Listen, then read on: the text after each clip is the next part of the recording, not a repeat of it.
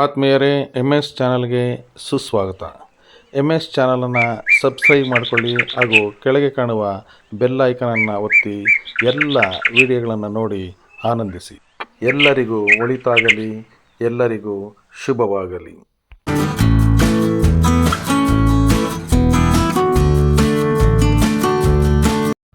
ಗುಜರಾತ್ನ ವಡೋದರ ಬಳಿ ಇರುವ ಕೆವಾಡಿಯಾದ ನರ್ಮದಾ ನದಿ ದಂಡೆಯ ಮೇಲಿರುವ ಸ್ಟ್ಯಾಚ್ಯೂ ಆಫ್ ಯೂನಿಟಿಯ ಲೇಸರ್ ಶೋ ಪ್ರತಿದಿನ ಸಂಜೆ 7:30 ನಂತರ ಲೇಸರ್ ಶೋ ಪ್ರಾರಂಭವಾಗುತ್ತದೆ. ಇದನ್ನು ನೋಡಿ ಆನಂದಿಸಿ.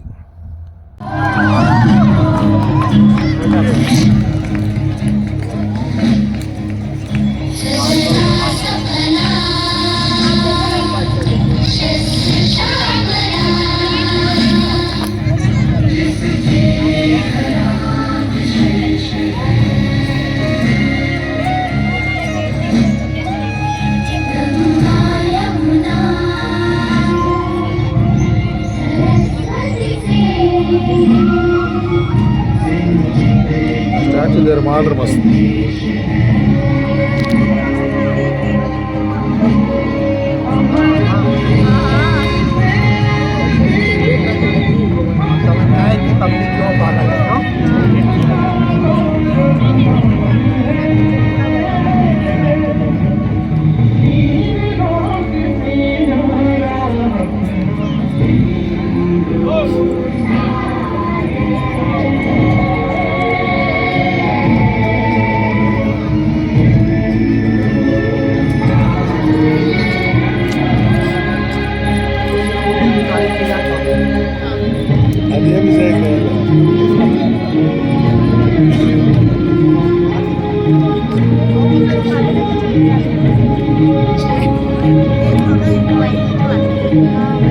ఈ లైట్ లాస్ట్ చేస్తారు.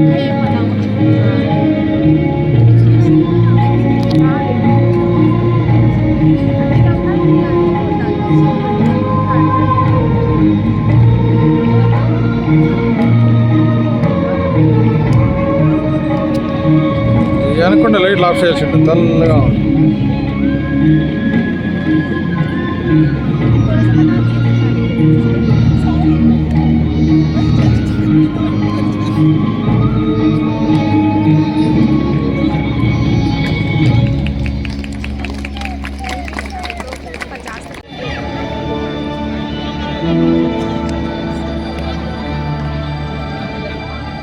जमीन किसान का बेटा था, वो लोहा का कुंभार। वल्लभ भाई पटेल नाम कहलाता था सरदार। कृषक कार्मिक जनगण से था उसको प्यार अपार। अखिल देश ने उसे रहनुमा किया था स्वीकार। गांधी बापू का शिष्य, सत्य अहिंसा का अवतार, किंतु एक भारत करने को धर लेता हथियार। लौह पुरुष संबोधन था वो लोहे की दीवार। तेज पुंज तुम, शक्तिपीठ तुम, बल का सागर अपरंपार। ऋणी देश का नम्र नमन तुम स्वीकारो सरदार।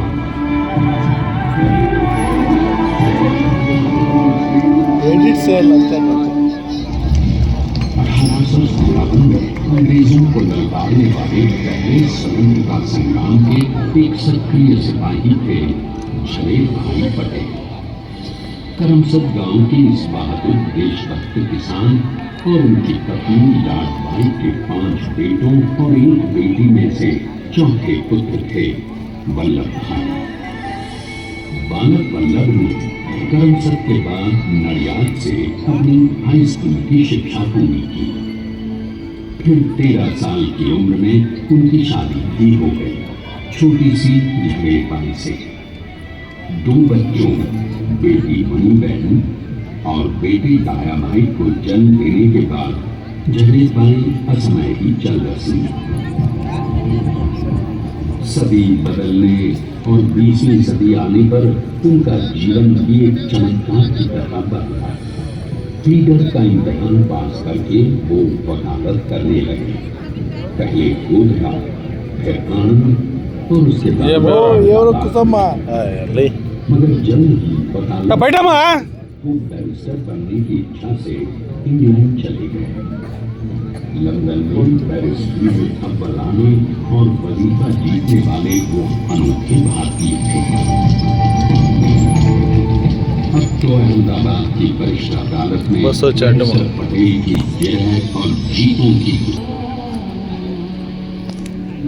तभी एक युग पुरुष ने वल्लभ भाई के ये दोनों को दिला 1000 टाइम पर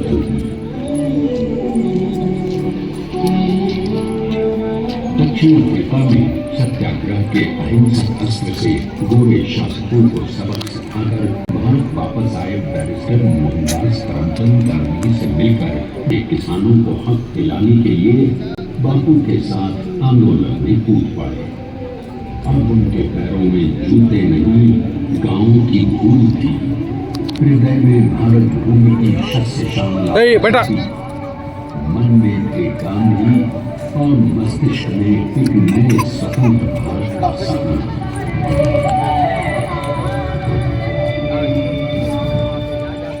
तभी बारडोली के मजदूर किसानों की यातना का समाचार उनके पास पहुंचा। तुरंत वल्लभ भाई वहां पहुंचे और यूं शुरू हुआ भारत का सबसे बड़ा और सफल किसान आंदोलन बारडोली। वल्लभ भाई ने बारडोली के 87,000 किसानों को ऐसा अचल मनोबल दिया कि अंग्रेजी सरकार हिल गई और एक वर्ष के बाद उनका लगान माफ कर दिया गया। अब तो पूरे देश में लोग वल्लभ भाई के नाम के कसमें खाने लगे। स्वयं महात्मा गांधी ने कहा, अब वल्लभ भाई मेरे शिष्य या साथी नहीं, सारे देश के सरदार हैं और देश को मिल गया एक अनोखा असरदार।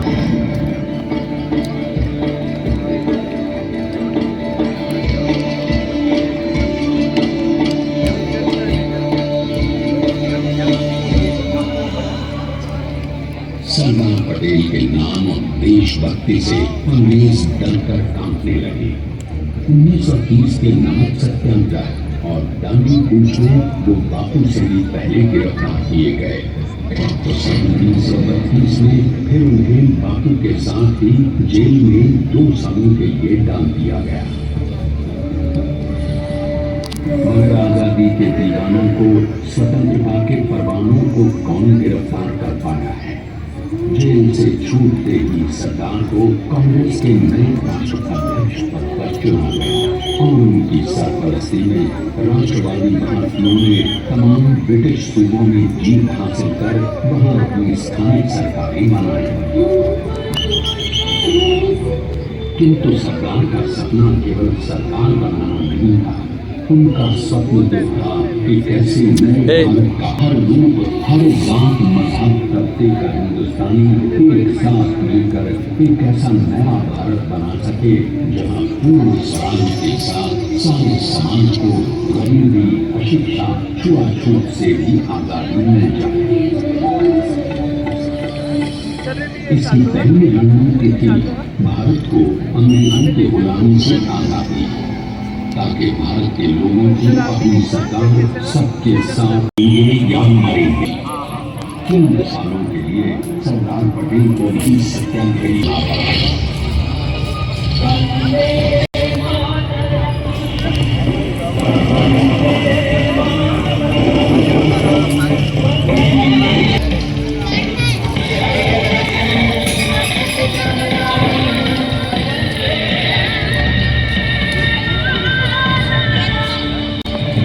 स्वतंत्रता के स्वप्न के सच होने के साथ अब सरदार थी आने वाली आजादी की तैयारी और एक नए भारत के लिए नए लोकतांत्रिक संविधान की संरचना।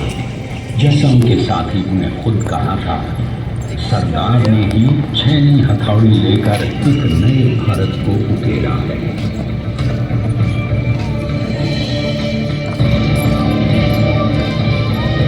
स्वाधीनता को प्राप्त हुई लेकिन खंडित भारत में भी उठते विभाजनवादी अंधकार को अभी दूर करना था। जब देश के खंड खंड होने का भय कम होने लगा तो सरकार ने निर्भय होकर खुद अपनी केंद्र सरकार और साथियों को ही चुनौती दे डाली और जम्मू कश्मीर को बचाने के लिए सारे देश का आकाश वायुयानों से भर गया।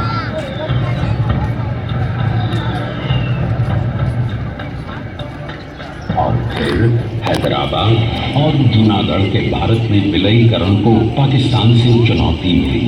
सरदार चाहते थे कि देश की 1 इंच धरती अब और विभाजित नहीं होनी चाहिए। नए भारत को एक करने के लिए समझा बुझाकर मना कर 565 रियासतों को सरदार ने अपनी सूझबूझ सदाशयिता संबल से एक नए स्वतंत्र भारत का अभिन्न अंग बना लिया। हमारे इतिहास में अखंड भारत के पुरुषार्थ का ये एक महानतम अध्याय है। यह सामूहिक और बेहतरीन बनावट वाला एक नया भारत उभरकर सामने अंततः अपने वज्र दृढ़ संकल्प से एक नया विराट विशाल एक भारत श्रेष्ठ भारत बनाकर दिखाई दिया सरदार ने।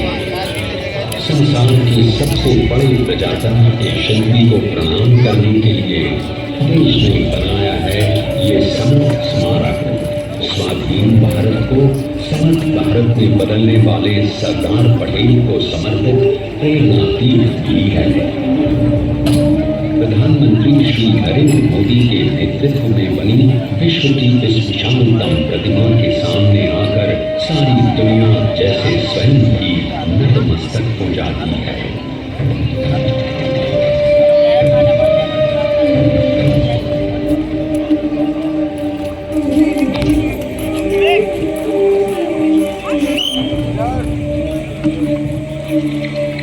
देश को बना गया वो अमित अटल,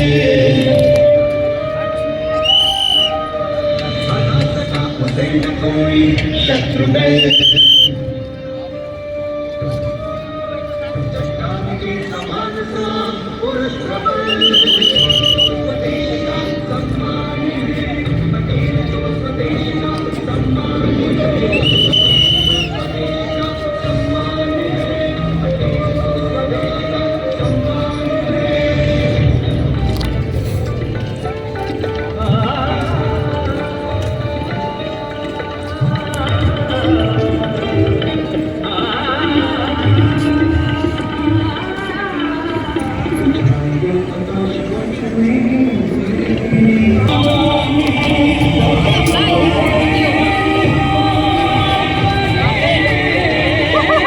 चढ़वा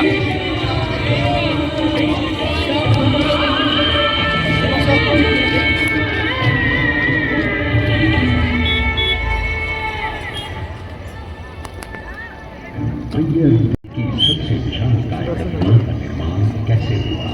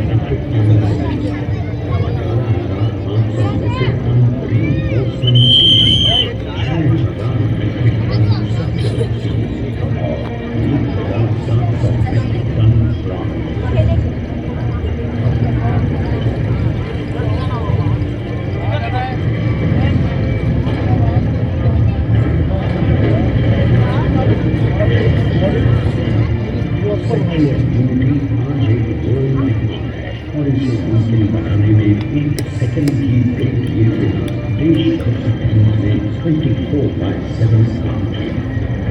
250 से ज़्यादा इंजीनियर, 4,500 से ज़्यादा स्किल फोर्स और कई लाख मानव सेवा। हम गर्व से कह सकते हैं कि कुल मिलाकर स्टैच्यू ऑफ यूनिटी के निर्माण में 95% तमाम मजदूर, इंजीनियर्स और एक्सपर्ट्स थे भारतीय। जानते हैं कि 182 मीटर ऊंची इस भव्य प्रतिमा को बनाने में कितना समय लगा? निर्माण के लिए 12 महीने और निर्माण के लिए 34 महीने, यानी कुल मिलाकर केवल 46 महीने।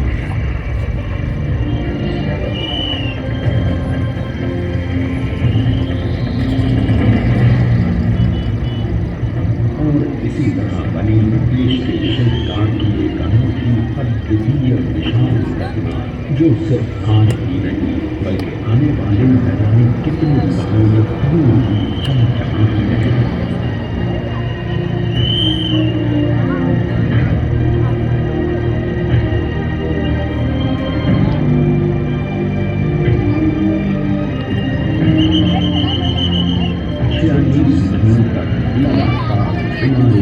एकजुट होकर मीडिया कितनों ने परिश्रम किया और उनका साथ दिया भारत की 1.25 करोड़ जनता। और तभी मुमकिन हो पाया एक ऐतिहासिक निर्माण जो आज कहलाता है भारत की नई पहचान। स्टैच्यू ऑफ यूनिटी, विश्व की सबसे ऊंची प्रतिमा।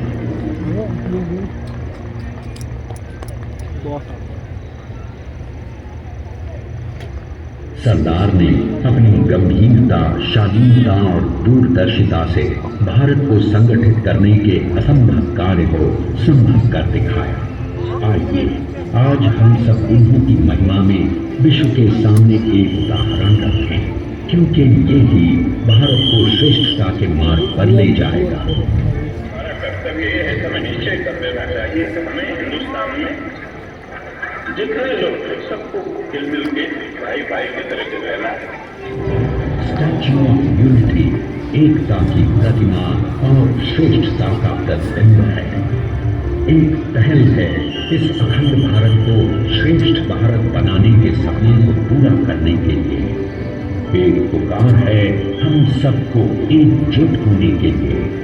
एक आंदोलन है भारत को सबसे आगे ले जाने के लिए, श्रेष्ठ बनाने के लिए। आपके योगदान और विश्वास से ही बनेगा एक भारत श्रेष्ठ भारत। एकता का संदेश है कि भाषा अनेक, भाव एक, राज्य अनेक, राष्ट्र एक, पंथ अनेक, लक्ष्य एक, बोली अनेक, स्वर एक, रंग अनेक, तिरंगा एक, समाज अनेक, भारत एक, रिवाज अनेक, संस्कार एक, योजना अनेक, मकसद एक, कार्य अनेक, संकल्प एक, राह अनेक, मंजिल एक, पहनावा अनेक, सीमा एक, चेहरे अनेक, मुस्कान एक। ये एकता का संदेश लेकर के हम चले। और भाइयों बहनों, ये भारत की विशेषता है, में एकता, यही भारत की विशेषता है।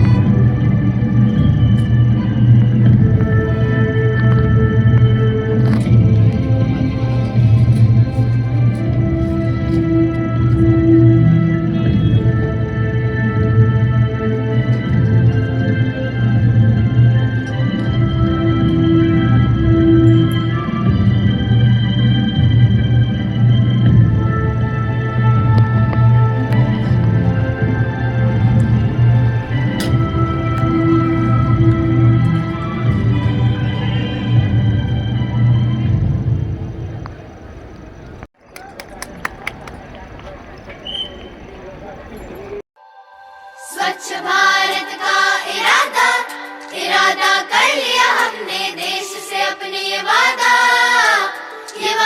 कर लिया हमने। स्वच्छ भारत का इरादा इरादा कर लिया हमने, देश से अपने ये वादा कर लिया हमने। स्वच्छ भारत का इरादा कर लिया हमने, देश से अपने ये वादा कर लिया हमने।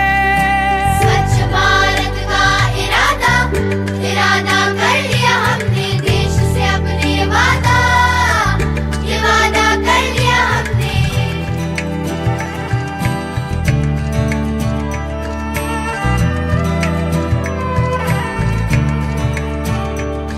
हमसे निकलेगी स्वच्छता की एक नदी, चल चल चल चल कल कल कल कल एक धुली सी जिंदगी।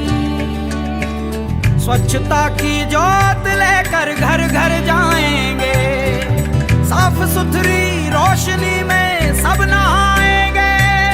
स्वच्छ भारत का इरादा इरादा कर लिया हमने, देश से अपनी ये वादा कर लिया हमने।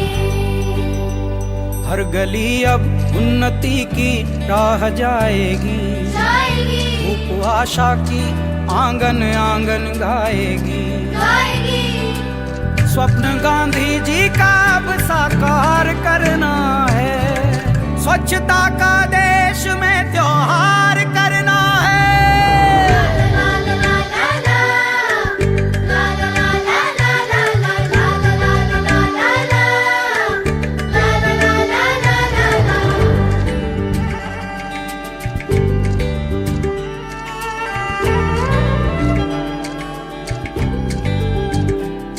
खुद से ही करनी होगी शुरुआत, बनाएं स्वच्छ भारत साथ साथ।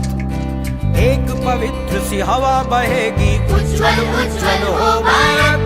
कोना कोना निर्मल होगा, विश्व कहेगा जय भारत। जाग उठेंगे भाग्य हमारे, स्वच्छ बनेगा ये भारत। जाग उठे